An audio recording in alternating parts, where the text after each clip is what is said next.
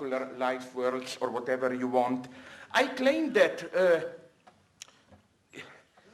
capitalism is in a way actually universal. That's why we have today nationalist populism in the West. I claim that nationalist populism, that today in global capitalism, we are genuinely becoming multicentric in the sense that you cannot any longer play the game, oh, it's in reality American imperialism. No, we have less and less, we still have them, I'm not, in difference between colony and because some of the metropolises or parts of them themselves are also treated like colonies.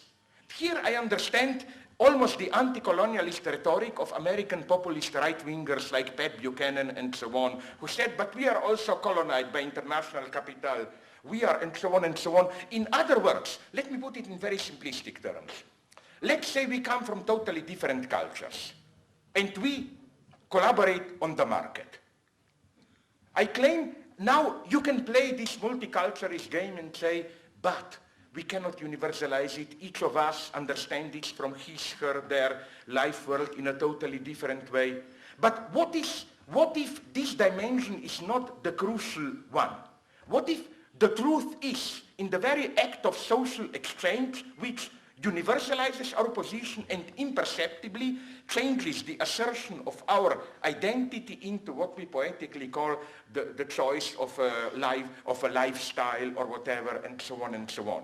So I think that the first thing to say is that capitalist globalization means that universalism is a fact, and universalism, capitalist universalism, is not something that is to be opposed to your particular cultures and so on and so on. It fits them perfectly. But now comes the really difficult point, Christianity. First, let me state it absolutely unequivocally. I am an extreme atheist. And I repeat this again and again. So when you say, but you praise Christianity, yes, for a very precise reason. Because the way I read Christianity is that it's, maybe I'm Eurocentrist, I'm not afraid. Because I think in a way that the true non-racism is not to fight against my Eurocentrism. You must feel this that, how to put it, you know what's my message here? My experience is American politically correct guys. I'm always shocked by their racism. How, you know, on the one hand you can say they're excessively tolerant. The further the culture is from their universe, the more you are allowed to admit your identity. If Native Americans, Indians, whatever you call them,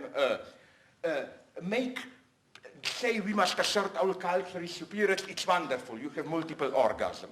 If blacks do it, it's okay. If Mexicans do it, so-so, it starts to get problematic. If Italians, Irish do it, we have to be careful. If white Protestants do it, fascism, racism, and so on. Now, it's not that I don't agree with this. What I'm saying is that this self-depreciation is inherently hypocritical.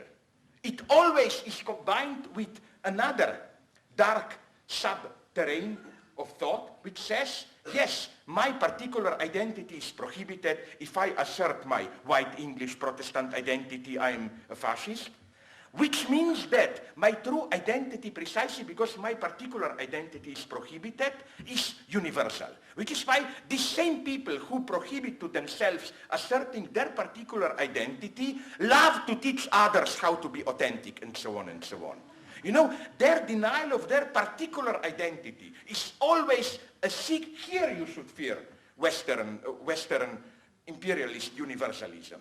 Which is why I think the only way to be truly universal is to simply accept, yes, here I am Eurocentric, which means I admit I'm here particular, and I leave you a space to be particular in your way. I don't pretend to talk from a neutral space. All I can tell you is why within my culture I prefer my reading of Christianity, and then let's start to see where I find maybe, I hope so, echoes in your culture of it. Why Christianity? Let me start very briefly with a brief sermon and so on, if you want, ironically. I like the book of Job. You know that guy who was screwed up by God. Because you know what then happens? 3 friends come when everything goes wrong for him. He loses his, it's enumerated in the Bible, this order. His goats, his house, his wives, and so on, they come afterwards. No? And then 3 friends come. And each of them tries to convince him that God somehow must be right, that his suffering has some meaning.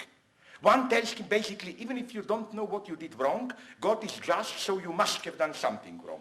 The other tells him maybe God is testing you or whatever. Their message is simply, your suffering must have some deeper meaning. And the greatness of Job is to say no. And the beautiful thing is that when God appears, he says, Job is right, all those ideologists, the 3 idiots, are wrong.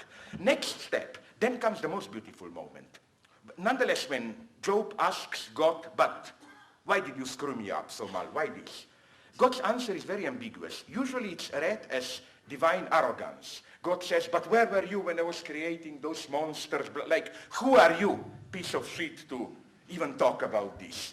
But there are some radical Christian theologians who read it in a wonderful, intuitively, I sympathize it, I don't know if it's theologically correct, way, where they claim God's true answer is, you think your life is a mess. Look at the whole creation. I created one big mess, and so on.